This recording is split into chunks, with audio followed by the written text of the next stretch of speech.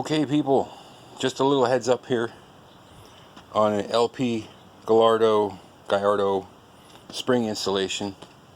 I'm working on my 2011 here, and I'm putting Swift springs on it. I'm not changing the whole assemblies out. I just want to do the lowering springs, and so far, you know, it's up in the air. Got it all on jack stands, and I have the right rear out. And I started to compress everything and take it apart, and I ran into the problem that I knew about, but I didn't think was going to be as hard as what it actually is. So the big holdup on this, since any backyard mechanic can take strut assemblies, spring assemblies out of the car and put them back in, was of course getting everything apart so I can put the new spring in there. So everything's compressed and all, and the problem I ran into was holding the shock shaft, if you want to call it. I guess that's what it's called, the shaft here, so it doesn't spin, because unlike a lot of cars, this doesn't have a nut on the top that you can zip off with an impact. It has this, you know, it looks like it's a shock mount. It has one on the bottom and one on the top, and these things are very easy to take out.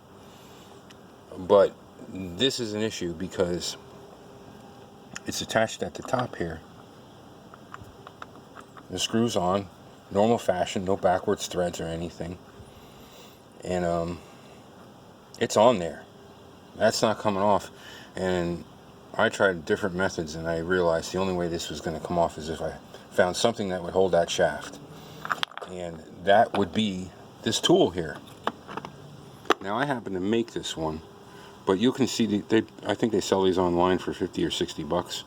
But without this tool, I don't think you can do it. I mean, I couldn't figure out a way. So once you get that shaft held there, it's still tough. It's still a bear.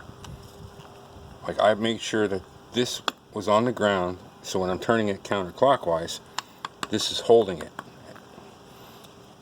And when this was back on here, okay, I'm just going to put it on part way here. I was trying with an extension to put this through the hole and turn it, but it was still difficult. So with that on the ground, that there, after applying some heat with my trusty propane torch here to the threaded area, get that nice and hot, right? Then I would strike this with a hammer